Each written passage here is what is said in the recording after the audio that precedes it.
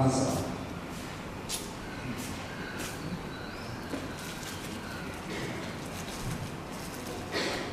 Kami mesat tahu.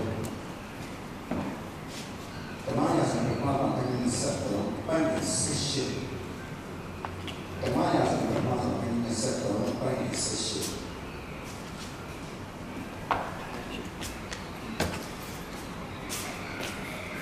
Yang lima, kontribusi hidup saya sama ini tahu. Dunia ini cara biasa orang beri kerja lima, tahu di tahun ini soalnya ini berdoa tak apa apa.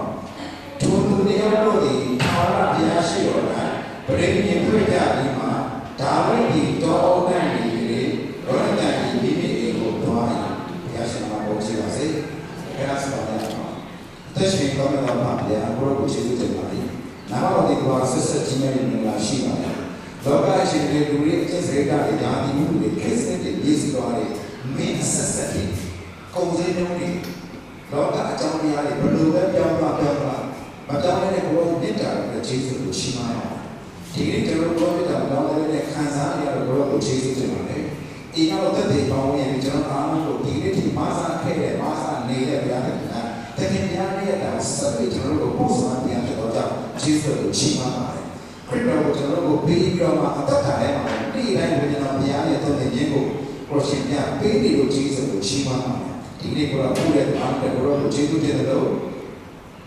kaya mana kalau cerita cima. Tapi kalau ni dia jangan dia sampai usaha ni. Ayah saya telah lukis orang tu ni tidak boleh cukup ya bisnya sampai masih masa ni cara dia sekarang alam yang masih memang yang sih alam yang masih ada sih masih lega di bawah masih mau ada lega masih ya katanya kalau kita jadi semua hari jangan pertama nanti kita perlu kita perlu istimewa orang itu dia sekarang sekarang kita pakai. Oke, itu yang dimulai permasalahan itu ya. Ada berarti permasalahan itu ya. Soal itu dia dunia seni, tahu, tadi seni, soal oke itu dia. Itu yang dimulai permasalahan soal itu dia. Soal pertama soal mana itu dia. Jangan orang Soalnya mana yang ini, siapa pun susah ini ciri. Ini ciri dia ada baru terlihat.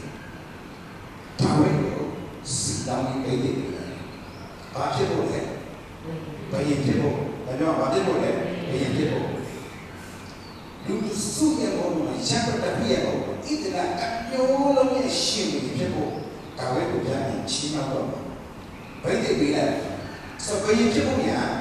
dalam tiga orang tahu ni kan. Tapi nasi ciri apa tu? Soal, okey no? Bagaimana kaya cakap tiga ni? Nasi ciri apa? Nasi ciri apa? Soal kan nasi kaya ciri cuma kaya cakap tiga orang lupa yang sih. Tiga orang betul boleh berkan? Ya boleh berkan. Ini adalah dunia seni. Tahun lalu, tahun ini menciptakan lalu bagi seni dia. Lalu dia kita, yang boleh. Menurut seni yang mana dia? Menurut seni tidak tahu. Menurut dia yang mana? Menurut seni yang mana? Lalu kita lalu bahas tahun ini nanti dia bagi ini. Terus dia bagi itu dia. Kalau dia tahun lalu dia yang bagi semua tahun lalu betul benar. Soal itu beda. Kalau jangan dulu sih beda. Tapi dengan orang sih tak apa beda. Enak betul mati. Soal itu tinggi. Kalau kapal itu soal itu mohon dulu. Yang macam ni orang, kami abis lalu, amohon atas itu macam. Jangan kita orang ini berbuat jalan beda. Ini asing tua boleh kena asing. Pertama tua cuma tidak tahu. Itu kalau les, soalnya ada tahu itu. ကြီးတေးကောင်းကြတယ်စကားကျွန်တော်တို့ရှောင်းတော့ဒါလည်းကိုတေးကောင်းကြတယ်ရှိလားရှိဘုရားဘယ်လိုချိန်လဲတော့ဒီကိုတိတော်ပြတော့ပြောရှိရှောင်းလို့ဒီမှာကောင်းဖြစ်တော့ဒါဝိကစောင်းတာကြီးပြီးရတယ်အဲ့တော့ပြန်ကျမ်းပါဟုတ်ပြီနော်နောက်တစ်ခါလည်းဒီမှာကောင်းဖက်ခတ်လည်းဖြစ်တော့ဒါဝိကိုပေါ်ပြောင်းဆောင်လို့ပေါ်ရတဲ့အခါဘာနဲ့ပြစ်ခံရလဲတို့လေးအဲ့ဒီပုံစံမျိုးပေါ့နော်အဲ့တော့ကျွန်တော်အတိအကျလည်းဒီလိုတော့လို့လည်းကျမ်းစာပညာရှင်များပြောရလို့ကြားလို့လည်းပြောတယ်ဒီလိုပြောတာဒါဝိကိုလည်းရှောင်းကညက်ဆက်တစ်ချိန်ဒီတော့ကျမ်းဘယ်လိုချိန်လဲမလို့နော်ဘယ်လိုညက်ဆက်တဲ့ဒီတော့ကျမ်းအဲ့တော့ဒီတော့ကျမ်းကိုကျမ်းကြီးကိုခံရတာဘောခံရတဲ့ဒါဝိကဘယ်သူချင်းရောက်တဲ့လူလဲဘုရားချင်းရောက်တဲ့လူကမှန်တော်လေးပဲမောခံရတာဘာလို့မောလို့မကမောတာကမနောပဲရှိတယ်မနောနဲ့မောတာစိတ်တိုင်းဆိုင်ရှိတယ်အခုကံကြောင့်ပတ်ဖို့တော့မှာလောက်အခုဒီလိုအဓိကပြောချင်တာပါလဲစီလက်ရှိဖြစ်နေတာကပြည်နယ်မှာရှောလို့အမောခံရတဲ့သူကဒါဝိဘုရားရဲ့တို့ချင်းအောင်ဒီနေ့ကျွန်တော်အဓိကအားလုံးရောတဲ့တာကြောင့်ရောတဲ့ရတဲ့ရတယ်ရှောလို့ကတာရောတဲ့တာတက်ကသူ့အဖေအရင်မုန်းနေတဲ့သူပဲတိုက်မုန်းတဲ့လူကဘာဖြစ်နေလဲတကယ်ချင်းရင်းမြစ်နေတယ်အဲ့ဒါကလည်းအတူနေရဒီနေ့ကလည်းပြောချင်ကျွန်တော်တို့ကြားတဲ့နေရာလိုရှိရတယ်လို့ရှိရချားတယ်ကျွန်တော်နေရာတော့အရင်ချင်းတယ်အပိစရတော့စံပြီးစံချင်လို့ဆိုလို့အဲ့ဒါမှလည်းတော့စတယ်တရားတွေချီးနှောင်းနေတေးကြတယ်တရားနဲ့လုံးဝတည်းပတ်သက်နေတေးကြတယ်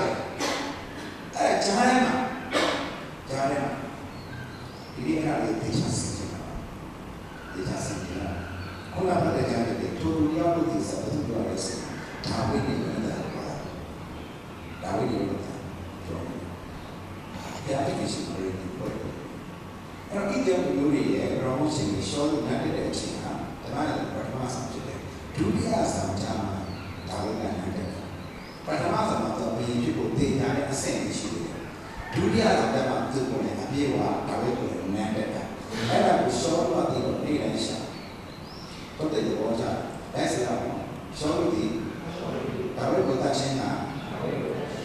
နေတိုင်းရှာတော့လေဒါဝိကိုရှောလို့တော့တရားသခင်အဲ့ဒါမျိုးတခါလေးရှာနေတိုင်းရှာခမင်းစားတယ်လို့သိတယ်ညာရမယ်ဒါလို့မနေ့ကလည်းဒါလို့သိတယ်ဒါလည်းသူစဉ်းစားနေတာဒါပဲစဉ်းစားနေတာဒါလို့သိရင်ကောင်းတယ်ဘယ်လိုသိရင်ကောင်းတယ်ဘယ်လိုသိကောင်းတယ်ဒါလည်းသူစဉ်းစားအချိန်နဲ့ဒါပဲတွေးနေတာဒါပဲကိုသိရတဲ့နေ့တိုင်းရှာအကြောင်းရှာတယ်ကိုယ်နဲ့ရှာတယ်လူလူပြီးရှာတယ်ဒါရင်လည်းဘုရားသခင်ဒါပဲကိုထုတ်တဲ့လုံးဝမှာဟာလေလုယာဘာလို့လုံးစုံလဲတော့သူရဲ့လုံးစုံရကိုတော့ပြီးရှာတာဟုတ်ဘူးအရာတော့ထုတ်တယ်ဒါကပြန်ပါစိတ်ချ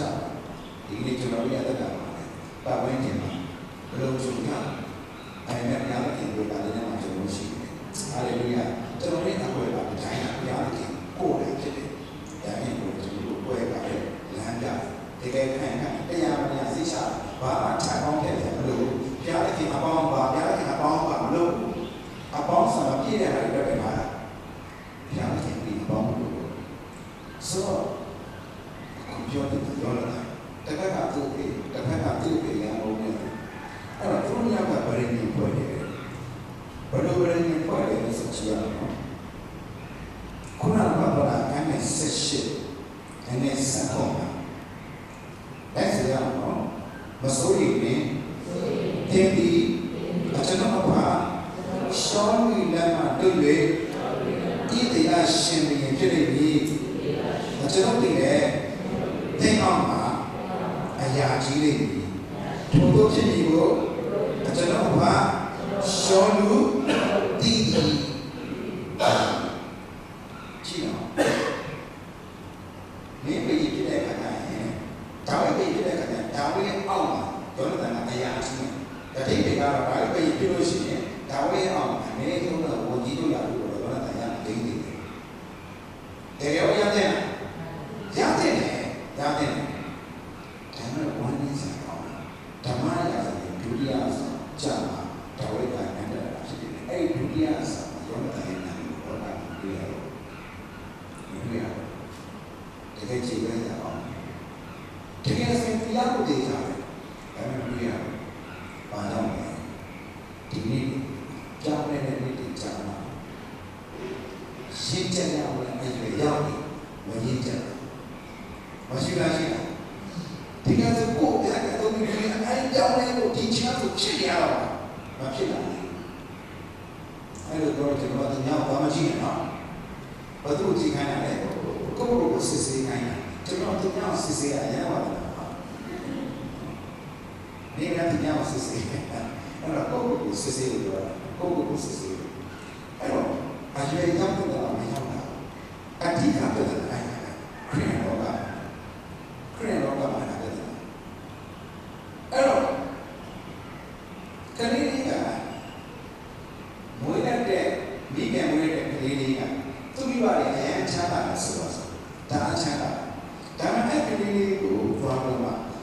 ဒီဘာမှမလုပ်နဲ့မိရမယ့်အမွေနည်းတာအရင်ချမ်းသာပြီးပါလေတော့ကလေးလေးအဲ့တော့စိတ်ဝင်စားလားတော့မစိတ်ဝင်စားသူမစင်းနေပြန်တိုင်းနဲ့ပေါင်းပြန်တော့လည်းတော့တယ်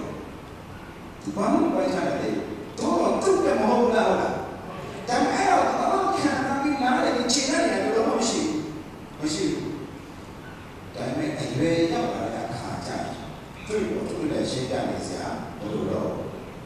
ဒါဆိုသူမိဘရဲ့ပိုင်းဆိုတော့သူ့ရဲ့ချီးမွမ်းလဲဆိုရခံစားနိုင်ဘူးတော့သူ့ဘရနာနဲ့တော့တခုပဲရှိနေနေအရွယ်ရောက်လို့ရည်ချင်အရင်တော့အခုတော့မရှိတော့ဘူးပြန်လာတော့နာတာရှိစိတ်လို့ဆိုတာမရှိတော့တော့ဆိုတော့ကြားလို့တော့ကြားလို့နာတာရှိစိတ်တော့ကြားလို့ဒါပဲနော်ကျွန်တော်တို့ရင်တော့ကျွန်တော်တင်တဲ့ကောင်ဆယ်ဆယ်မတွေကကျွန်တော်တို့အတူတူရောက်ခေါ်ပါပြီးနာတာရှိစိတ်ဆိုတာဘာမှကျွန်တော်မသိဘူးဘာအဲ့ချိန်ကကျွန်တော်တို့ခေါ်ပါချိန်ကအဲ့ဆိုင်တွေမှာလည်းပြင်စားတယ်ကြားလို့မကြားဘူးနော်စီအပ်တဲ့ချောင်းနဲ့တင်ပါးတွေ20လောက်ပဲထိုးရတယ်ကျွန်တော်မှမထိုးခံဘူးလူနာဆောင်လူနာအပေါ်မှာလို့လေသူ့ပြည်မှာကျွန်တော်လဲနေတာပတ်စပေါ်နေဆောတာအဲ့တော့26 screen နဲ့ဒီလိုနေမှာတော့အမှန်ကိုလေစက်ချောင်းနဲ့အဲ့တော့ကျွန်တော်စပကန်ချမ်းဆေလူနာကိုလူနာပေါ်ပါတော့ဒီတော့ပေါ်နေစရနေတဲ့လို့ဆိုတော့အဲ့တော့ဒီနာအဲ့ဒီချိန်ကဒီနာလာရှိစေလို့ကျွန်တော်ပေါ်တော့ကျိုးချင်းနေမှာချင်းနေတော့ပဲနာလာစေလို့အလုပ်ချင်းနေတော့ပဲဟမ်စေမလိုက်အဲ့ဝိပဒီကဟုတ်တယ်ဆိုတော့ဟုတ်တယ်နော်ရိုးကတာနော်အဲ့နာလာရှိစေအခုမရှိတော့အဲ့တော့မာမန်းနဲ့ဒီသွားကြည့်ပဲတော့လေအဲ့98စေ98တယ်ဘယ်တော့ကြောက်နေလို့ဖြစ်မှာလဲသူတို့ရှိရတယ်အဲ့98တယ်သွားကြည့်နိုင်မှာအတွက်လားကလေးပစ္စည်းနဲ့စားတယ်တင်တော့မှန်ပြီနော်တကယ်တော့လက်တော့မကြဘူးတင်တော့မှန်ရတယ်ကလေးအဲ့သူတို့အိမ်ပိုင်းမှာသူတို့ဘာပစ္စည်းနဲ့ရှင်းနိုင်တယ်ကလေးပစ္စည်းနဲ့ရှင်းနိုင်တယ်ဘာပစ္စည်းနဲ့တာရတယ်လဲစကလုံးကလည်းကလေးစကလုံးတွေကသူတို့ပြောတာကျွန်တော်လည်းတော့ပါတာသူ့မိတော့ကျွန်တော်လည်းမဟုတ်တော့ကလေးမဟုတ်တော့ပြီးတော့တချို့ဆိုလို့ရှိရင်လူတွေတူဆိုနေတယ်ဘယ်တော့မှမလိုက်ကြဘူးလားညာမလိုက်တော့အခုဒီနေ့နဲ့လူကြီးရကျောင်းရဲ့နေရာကြာအခုချိန်ဒီကလေးစားနေစားပြီးတော့အခုချိန်ဒီကလေးတွေမြတ်တဲ့အတိုင်းနဲ့ရှိနေတော့ချင်းနေတော့လူတွေမရောက်ဘူး help meမရှိတယ် follow me တာဖြစ်တယ်ဒါတော့ကျွန်တော်အရင်ကဘာဖြစ်လို့ခြားနေမှာအဲ့လိုဖြစ်နေလဲလေးကျွန်တော်စင်လာအောင်စင်နေနေတော့တာစင်လာတကယ်တော့ရှင်နေဖြစ်တယ် ရှောကရှင်ဘီရင်တမင်းစားပွဲချင်းပါအဲ့ရှင်ဘီရင်တမင်းစားပွဲချင်းပါအဲ့တမင်းစားပွဲမှာစားလို့တော့ဘုသောခေါ်လဲဆိုရင်ဒါဝိဒ်ကိုခေါ်တယ်တကယ်တော့ရှောကမှာလည်းဆောင်မှုတွေအများကြီးရှိရတယ်တွားပေါ်ကဒါပဲကိုခေါ်ရမဟုတ်ဘယ်သူနဲ့ပေါ်ပါလဲဆိုတော့လည်းတော့အချမ်းအဲ့ဒီဘာလို့ဆိုတော့လည်းတော့အရင်ချင်တာအရင်ကြီးမှတိတော့ရေးနေတယ်နဲ့ပေါ်ပါတယ်အဲ့ဒါစာရိုင်းအချမ်းစီစာရိုင်းအချမ်းစီဒါကျွန်တော်မှားရတဲ့အရာတွေသိဆောင်လို့အတွက်ဘုံနဲ့တွေကျွန်တော်သိရမှာဟုတ်တယ်မလားချစ်တဲ့ဘက်ကျွေးအစိတ်ကတော့မဆိုရလို့ဆိုတော့ဘာမှမစင်တော့ဒါနဲ့ခါတိုင်းမှာအဲ့ပေါ်လိုက်ကကြားနေတိုင်းမှာတစ်ချက်ထားတယ်ဒါလည်းတရားကြတာပဲအဲ့ဒါပါဘာလို့ဒီတဲ့နေဘာလို့ဒါဝိကလူကတော့တိုင်းစင်ဖျားနေတိုင်းစင်နေဒီဘာမှမစမ်းပါကျွန်တော်ကြားတာအများကြီးမဖတ်ကြဘူးငါတို့ကိုယ်ရှိသွားတယ်ငါတို့ဘယ်နေမှာယူတာပဲခံစားရှိလို့မကောင်းမဖြစ်ငါတို့ကချက်ချက်ပေါ်ခိုင်းတယ်တအားတော့ခိုင်းတယ်ငါတို့အဲ့တော့မင်းဒီတောင်းမှနေတာပါချက်ချက်တောင်းမှနေတာလူဖြစ်တယ်တော့ရမှာဆိုအဲ့ဒါလည်းလည်းတာကသူ့ဒီဘာလို့လဲလူချောင်းနောက်တစ်နေ့ကျဲကြောက်တယ်မနာမြန်ဘူးအဲ့တော့သူရှိမှသမင်းစားတဲ့ဘယ်မှာပဲထိုင်စလေတော့ထားတယ်ပါတယ်အဲ့တော့ရှောင်းကရေရှင်းတဲ့သားနဲ့ပြည့်နေပါလားဒီတော့စားရတဲ့ကတားရဲ့နဲ့အဖေနဲ့ပုံပြီးစားလေးရပါတယ်ရေရှင်းတော့မပြရဘူးသူညရလွတ်နေတယ်တော့ဒါပဲဘုံမတွေ့ဘူးလေဒါဝိရကဘယ်လိုလဲဒါဝိရပြန်လို့လေအဲ့ဒီမှာထားကြအောင်ဒါဝိရပြန်နေရှင်းဒီရှင်းတော့မတွေ့ပါလားပါတယ်မတွေ့ပါလားအဲ့ဒီချင်းသူ့ရဲ့ရည်တဲ့ကရှော့ကဘာလို့ဆိုဒါဝိကခမင်းစားနေတဲ့အချိန်မှာနှမ်းနဲ့နှမ်းပြတာဒါသူ့ရဲ့ရည်တဲ့သူပြောနေပြီနော်ရက်စက်တော့မဆိုတာမျိုးဒီကေတော့ရတဲ့ဟာကြီးနဲ့ရှင်ဆိုင်သူ့ကမှနှမ်းအစိမ့်နေတာအဲ့ဒီအချိန်မှာဒါဝိကိုသူတွေ့တယ်ပေါ့လေဘယ်လိုဖြစ်တာလဲဘာလို့မလာလဲအဲ့ဒီအချိန်ဘယ်လိုလဲထားပါလေဒီလိုဖြစ်လို့လားသူ့ကိုရရတဲ့နေတာရှိလို့မလာဘူးပြောတဲ့အခါတော့ရောတဲ့တန် sorry ဒါပဲတော့ဘုံနေမှာတော့သူဒါပဲကသူ့ဘုံနဲ့ဒါပဲကနေချက်နေတယ်သူ့သားကိုမမုန်းသွားဘူး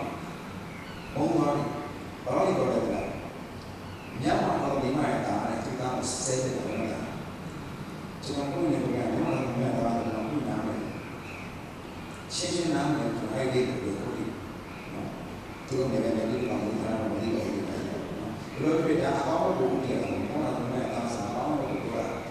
အိမ်မှာကတေဒီကိုအမိချူရှင်းတဲ့နေရာမှာမိညာရေးရှက်တာမှလည်းအာမတူနဲ့အောင်ပြီးတာဒါပြီးတော့အော်ဘယ်လိုလဲအခုမှပဲ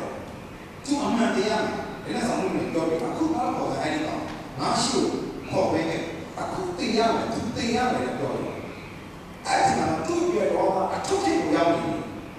အဲ့ဒီချိန်မှာထားပြီးထပ်တော့ရောဘာသာအဲ့ကသူညီနေတော့လေတခုခုတော့မှလာပြအဲ့တော့ကိုထားတော့အဖေဘာဖြစ်လို့ဒါမျိုးတရားမှာလဲသူ့မှာဘာအရှိလို့လဲထားတော့ဒါပြီးအဲ့ဒီတော့ကရှိနေနိုင်တယ်တော့အဲ့ဒီမှာနောက်ဆုံးကတောင်းတဲ့ထားတဲ့အဲ့ဒီတော့လည်းဖြစ်တယ်အဲ့ဒီကိုဒီဘာလို့လဲပြောချင်တယ်အဲ့ဒီအချိန်ရှောင်းတာဒါကိုသိဖို့ပဲသူရဲ့လက်စာပြီးကိုယ်ကိုဘာလို့လဲဆိုရင်ဒါကိုခံပြီးတော့အဲ့ဒီမှာထားလို့မရှိဘူး။ကျန်ဒါကိုမရှိဘူး။ဘာလို့လဲမသိဘူးလို့ဟုတ်ပြီ။ဒါကမရှိတဲ့စတော့မရှိတယ်တော့မရှိအဲ့တော့လည်းစိတ်ပါတော့ခုနကတော့ဘာသာဆက်ရှိစက်အခုကျွန်တော်စလေးပါရစလေးအဲ့ဒါဘာလို့ဒီစိတ်ပါတော့ဆရှိတော့တော့တူတာတော့လည်းဒီပဲရှောင်းမှုဒီနေတိုင်းရှာတော့လေသူရင်းနဲ့ဒါဝိကိုဘုရားသခင်အဲ့ဒါမဟုတ်တရားရောအခါဒါဝိဒီစိမတော်နဲ့ရှိပြီသူရဲ့အသက်ကိုတတ်မြူရှောင်းနာဒီကိုဒီတော့အခါ ရှောလူသားရတဲ့ဒီထိုင်ပဲဒါဝိရှိယတော်ကိုသွားပြီးနေရင်ဘုရားသခင်နဲ့ကိုလိုအားကြီးစေခြင်းကထောက်မှလေရဲ့ကိုလိုအားကြီးစေခြင်းကထောက်မှလေကြည့်ရှောလူရဲ့သူ့အပေါင်းတော်ဒါဝိကိုဖမ်းဖို့အတွက်သွားနေပြီနော်အဲ့ဒါသွားနေပြီအဲ့ဒါကိုယောရဒန်ဒီရဲ့ပြီးတော့သူ့တကယ်တော့ဖမ်းမဲ့သူ့အဖေနဲ့အခွဲသားတွေချက်အရင်သူကဒါဝိကိုရအောင်ပြီးသွားဒီဖြစ်တဲ့လေပေါ့နော်ပြီးသွားတဲ့အခါမှာဒါဝိကိုသူကစကားတော့မစိုးရိမ်နဲ့ငါ့ဖေကိုကြားပြီးတာလို့လည်းငါနဲ့ဖဲ့ထားတာမင်းကကြားပြီးတာလည်းချင်းတော့အဲ့ခါကျမင်းအောက်မှာလာရလို့ကြီးရမယ်အဲ့ဒါကိုပြောရတယ်အဲ့လိုခရိုနီယာဘန်ကစ်မှာ breaking 2နေတဲ့အချိန်မှာဘယ်သူတွေကလာနေပြီလဲရှောင်းနဲ့အပေါင်းပါတဲ့ဒါဝိကိုဖမ်းဖို့လာနေပြီအဲ့ဒါကိုလည်းမသိလားသိရတော့ဒီနားလေးမှာပြောတယ်အရှင်တို့ကဖတ်ရလို့ရှိရင်ယောနသန်ဒါဝိမှာရတည်တာအရန်ကောင်းဒါပေမဲ့ဒီချက်အရန်ဆိုတော့သူ့ပြေလာမှန်းဆိုသူတည်တယ်တကယ်အဲ့ဒီနေနေရအဖတ်ခံရအဖေတော့မှကျုပ်ပါမယ်ဒါပေမဲ့တိုင်ကျုပ်ပါတာပဲဒါပေမဲ့ဒုက္ခကျွန်တော်ဒုက္ခပဲဒါပေမဲ့ဆင်းရဲကျွန်တော်ဆင်းရဲပဲဒါပေမဲ့ပြဿနာကျွန်တော်ပြဿနာပဲသူနဲ့ကျွန်တော်နဲ့အတူတူပဲတခြားတယ်ပဲကြောက်တယ်ပဲပြောနေတယ်ဖြစ်တဲ့နာဒါဖြစ်သွားတာပါလဲဆိုတော့သူများတို့ဒီတော်တော်ပြားရှိတော့နာဘယ်လိုကိုတာဒီမှာဒါဝိဒ်ဒီတော်ဘုံနိုင်နေ၍ယောနသန်ဒီမိမိအိမ်ကိုသွားတယ်နားကတော့တော်ဘုံနိုင်ဒီမှာဒါဝိဒ်ကရှင်ခိုင်းတဲ့တော်မနာပါတဲ့တော်အသေးမရှိတဲ့တော်နန်းစောတဲ့တော်အစမ်းမှန်တဲ့တော်နတ်မှန်တဲ့တော်ဒုက္ခရှိတဲ့တော်ပြဿနာရှိတဲ့တော်အဲ့ဒီတော်မှာနေတယ်ယောနသန်မိမိအိမ်စားတော့တယ်ဆိုရင်နားတော့ရွှေခွန်းနဲ့ဒီစာရွှေခွန်းနဲ့နေတော့တဲ့နေရာအချင်းချင်းများစွာနဲ့နေရာအဲ့တော့ဒါဝိမှာစတဲ့လုံးရှိတယ်ဘုရားနိုင်ရတော့ပဲဘယ်ချမ်းတယ်နားလို့ချမ်းဒီလိုကျွန်တော်ရတာစတဲ့လုံးရှိတယ်ဘုရားနိုင်ကြဘယ်မှာကြည့်ကျွန်တော်အတွင်းလို့ညာချစ်တဲ့အတိုင်းဒီခါကိုပါသိကြည့်တော့ဘာလို့ကျန်တာကဒီနေ့စိတ်ရှိမရှိဒါပေမဲ့လက်တွေကပါပဲကန်ဖုန်း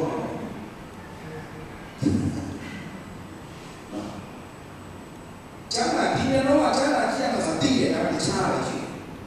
စိတ်ကသိတယ်လက်ကမပါတော့ဘုရားကကျွန်တော်တို့ဒီ body ဆိုတဲ့ပုခန္ဓာရဲ့ဘာခန္ဓာချင်းကအတွင်းဝင်စိတ်ကသူ့ကိုချစ်တဲ့အတိုင်းဒီခန္ဓာကိုကြီးပါလာလို့ဖြစ်ပါတယ်ဒါမှတော့ဒီမှာဒီခန္ဓာနဲ့အရေးကြီးတယ်ဒါကကျွန်တော်စားရတဲ့ခန္ဓာဝိညာဉ်အဓိကဝိညာဉ်အဓိကခန္ဓာဘာမှအရေးပြုတော့တော့တယ်ပြောတာအရင်တော့တယ်ကျွန်တော်အဲ့ဒါပြောအရင်တော့တယ်ဖမ်းပါတယ်ဒါနဲ့တခုရှိဖို့တော့ညာတယ်သူကြီးမြင်တော့မှမြင်တဲ့ခန္ဓာနဲ့တော့သူ့ကိုလာတယ်ဘုရားပူတော်ဒီစိတ်နဲ့ဆိုတော့ဘယ်လိုမှရှိသေးတယ်ကျွန်တော်ကိုခန္ဓာကိုဖြည့်စင်တော်မူလို့ပြောတာကိုနာမဝိုင်းကိုဘုရားနဲ့ပြောတာပဲဒါဆိုကားနဲ့တက်တဲ့ခါမှာလည်းဘာနဲ့ပဲတက်သွားတယ်ကိုခန္ဓာနဲ့ပြောတက်သွားတာဘုရားဘာကပြောနေတယ်ရှင်းအောင်မှန်ပါပါကိုခန္ဓာပါတယ်ရှင်းအောင်မှန်ပါပါတယ်ကိုခန္ဓာပါတယ်ရှင်းအောင်ဆိုပို့ဆိုပဲရှင်းဆိုလို့မရဘူးကိုခန္ဓာနဲ့တပတ်ပူစား body ပါတယ်ရှင်းအောင်တော့တကယ်ဆိုကားနဲ့တက်တဲ့ခါရှင်းတော်ဟဲ့ချင်းနဲ့တက်တာရှင်းအောင်နဲ့တက်တာရှင်းအောင်နဲ့တက်တာကျွန်တော်တို့က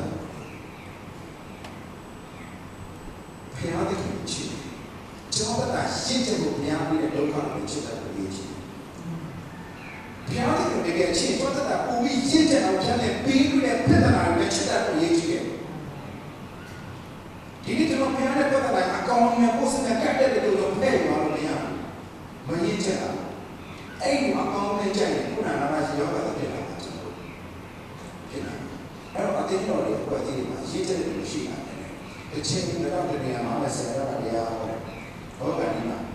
ရှင်းတာတက်တယ်ဆိုတော့ဘုရားဟောရေးရှိတာတဲ့ဒီဆိုရှိမှပြီးနိုင်တယ်မှာဟုတ်တယ်အဲ့ဒါစကားမေးတယ် ကျွန်တော်ကျန်တာတင်ချော့ပြီးတင်တာကြိုက်တာဟောက်ပြီးတင်တာကြိုက်တယ်ဆိုတော့အရှိန်အသက်ကြီးဆုံးဖွဲ့တွေကငါတို့တော့ချော့ပြီးတင်တာကြိုက်တယ်ဒီကအသက်ကြီးပါခံရလို့မရှိသေးတယ်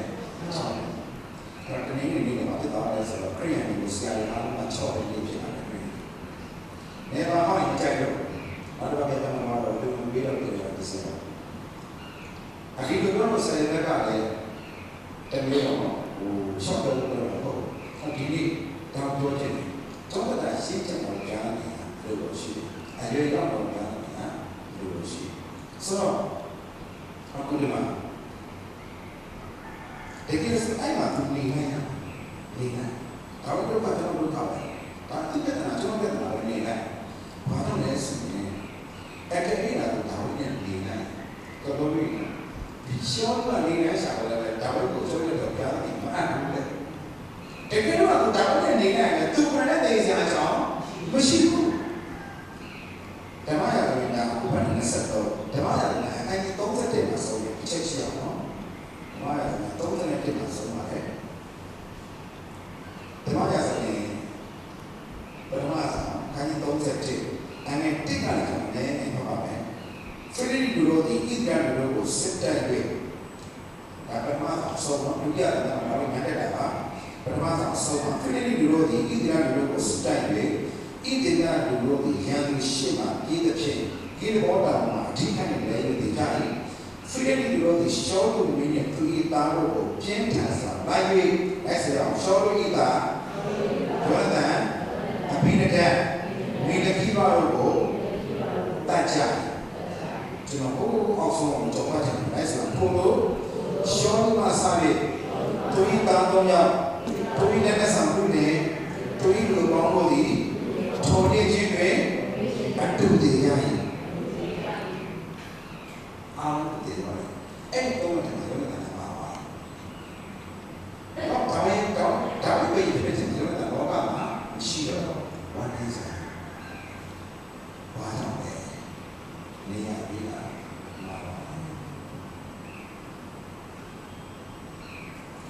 အတင်းတော်ကလည်းကိုယ်စေကိုတတ်မှတ်ထားတဲ့နေရာရှိတာအဲ့ဒီမှာတဲ့ဆန္ဒဆန္ဒနဲ့ပေါင်းတယ်။ဒါပြီးတော့ချက်တော့မှပါတယ်။စနေနေ့ညမှာအစီအစဉ်ရှိတယ်ဘောလုံးပြပေါင်းတယ်။ရှိတယ်။ဒီချင်းဒီမှာဒီလိုပဲ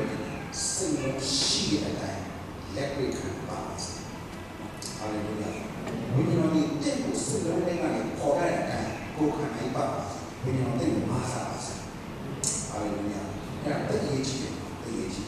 ကိုယ်ခန္ဓာနဲ့ဘောတက်ပါကာယကိုယ်ခန္ဓာနဲ့တက်ပါဘာဖြစ်နေလဲ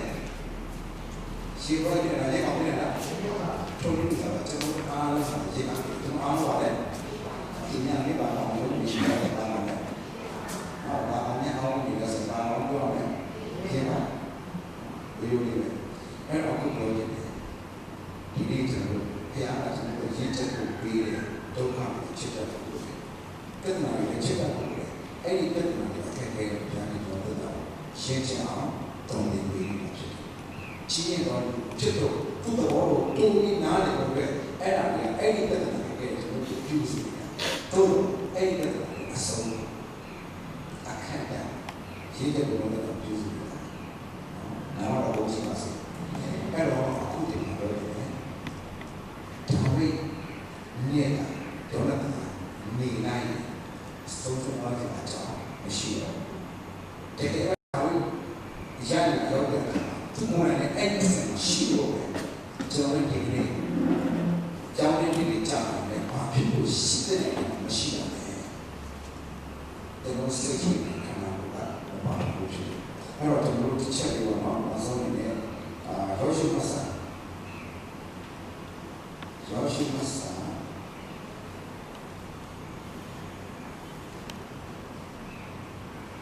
ခန်းကြီးစလေး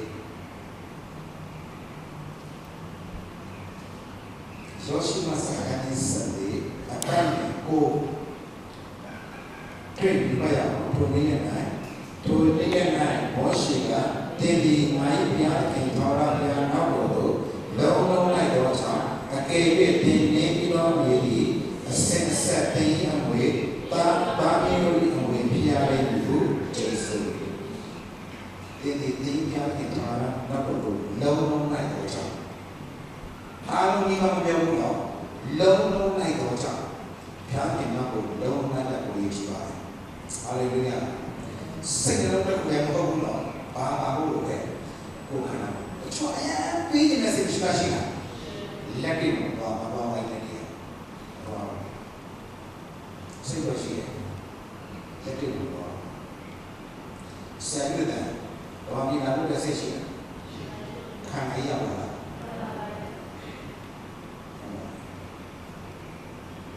Jadi, dia ada cipta sih,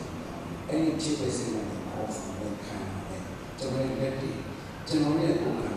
tiga orang, tujuh orang itu, cara apa,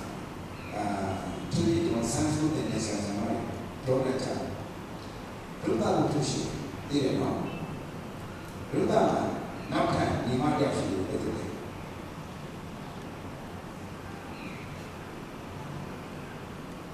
Ruta dia sih betul. Ni macam apa sih?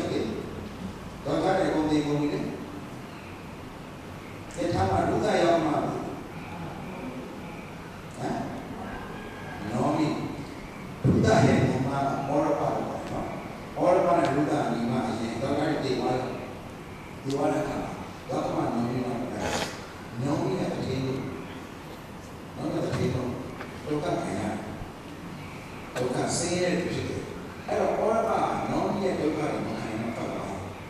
apa, tapi any nomi itu apa orang ruda apa orang,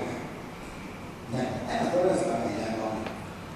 dia yang mana nomi, cara orang Lord, artinya doa, lisan doa. Doa artinya orang ini cuma ini, orang ini cuma ini. Orang doa mana tak? Orang sini cuma sini. Hidup nasi bahasa berbahasa. Orang biasa, cuma biasa. Tapi doa, nomina mereka, biasa mereka, biasa mereka. Kalau mana orang cuma sini, ini doa. Tapi doa berbahasa mana? Tapi jauh sama ini doa. Mana ni doa, emang dunia berada mana ni doa, mana ni mana, mana ni lah, ini je mana ni lah, tiada apa. Tapi ini lain masuk. Kalau di sudah cerita, dunia semuanya macam ni, semua macam kau sedikit luas lah. Tapi lagi tu lain. Jadi kalau orang sudah begini ya, tapi dia sesuatu sesuatu era yang ini namanya ini boleh jangan segera yang ciptakan bukan apa jangan oke perlu jangan janji pada janji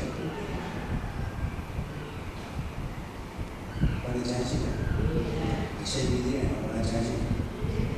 oh nak janji pada janji kan? Kau jangan pada janji kan? Janji kan? Okay. Mate, madu, juga, doa. What's the next? Apa tu jangan? Okay. Kau yang ada ni pada kau yang. Nice. Langsung jangan, langsung perlu jangan.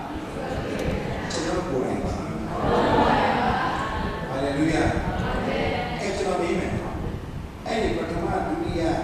tadinya sudah kisah. Ini jangan.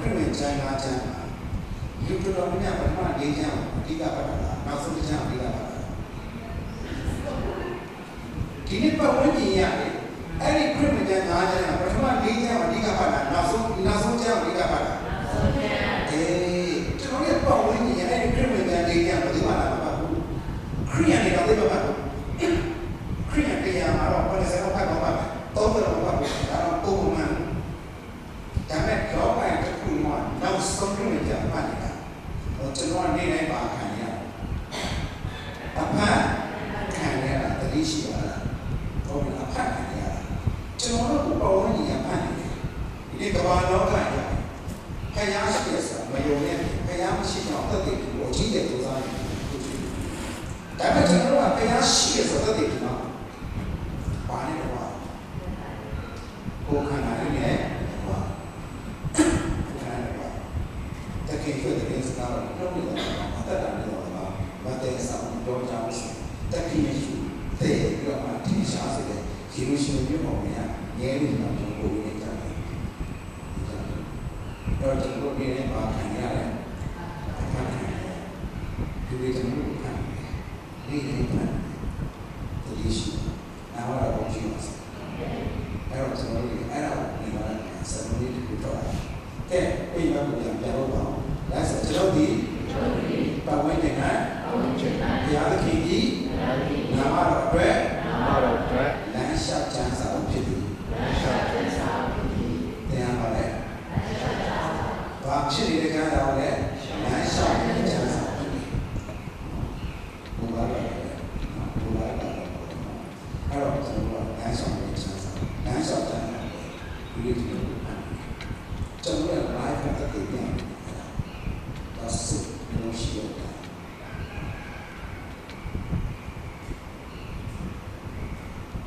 ဒီမှာပေါ့တရားဝင်ကောင်းစားပေါ်တယ်ဒီလက်ကတော့တယ်ဘယ်လိုတရားဝင်ကောင်းနေစသည်ခံတော့ပါလားဒီဒီကတရားကိုကြည့်စားအားလုံးကိုလာကြည့်တရားတကယ်တရားရဲ့တတ်တဲ့ဖြစ်နေရက်တည်တဲ့ဒီစားနဲ့အားလုံးကိုကြည့်လိုက်စိတ်နဲ့တခြားတယ်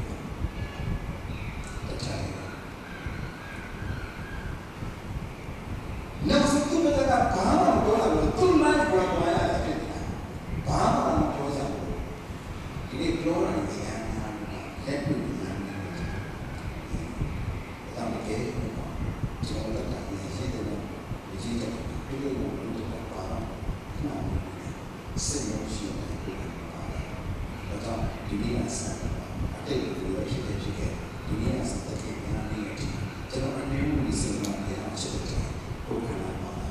ဘုရားနာမှာဒီစတိုင်းတဲ့ကိုမာစာကိုဆိုပါစေနာမတော်ကိုချပါစေကျေးဇူးတင်ပါတယ်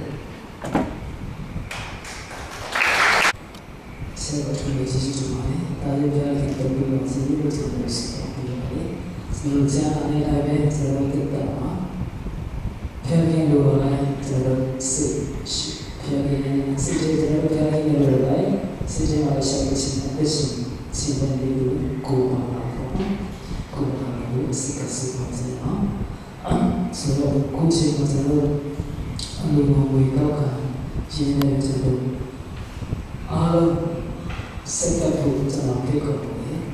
အခုမှကျွန်တော်ဆိုလို့ရှိရင်ဘုရားတော်နေ့စဉ်တိုင်းမှာပေါ့နေ့တိုင်း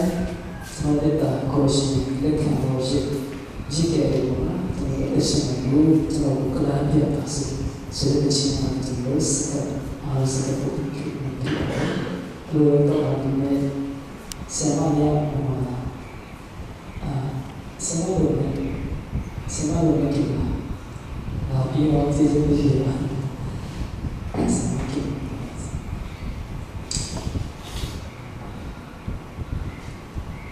ကျွန်တော်ဒီလိုချင်းအားလုံးစတဲ့ကြတယ်အဆုံးမဆရာတို့ဆောင်စုပါလို့